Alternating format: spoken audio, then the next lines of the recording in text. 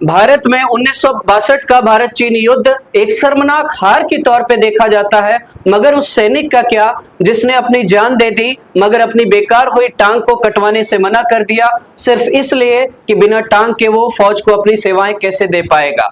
हम बात कर रहे हैं सूबेदार जोगिंदर सिंह की, सिख रेजिमेंट का वो सूरमा जिसे मरणोपरांत भारत के सबसे बड़े गैलेट्री अवार्ड परमवीर चक्र से नवाजा गया।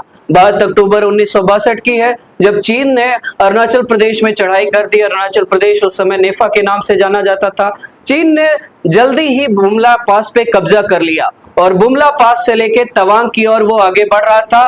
600 चीनी सैनिकों की टुकड़ी आगे बढ़ रही थी, मगर बुमला और तवांग के बीच में 20 सैनिकों के साथ खड़ा था सूबेदार जोगिंदर सिंह।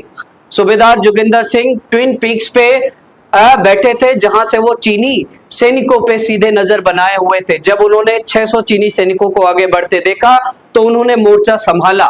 शुरुआती दौर में उन्होंने मोर्चा संभाला, मगर बहुत जल्दी ही उनकी जांघ में गोली आके लगी, जिससे सूबेदार जोगिंदर सिंह घायल हो गए, मगर उनके हौसले नहीं टूटे। सूबेदार जोगिंदर सिंह लड़ते रहे। बहुत ही जल्द अगर हम बात करें, उनका राशन खत्म हो गया।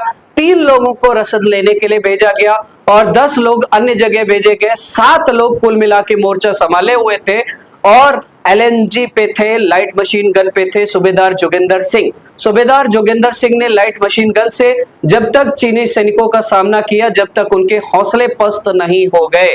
सूबेदार जोगिंदर सिंह ने लगभग 50 चीनी सैनिकों को मार गिराया।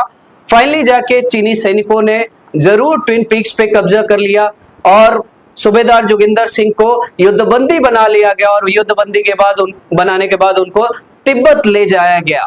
वहां पे चीनी सैनिकों ने उनकी टांग काटने को बोला क्योंकि बेकार हो चुकी थी, मगर सूबेदार जोगिंदर सिंह ने मना कर दिया।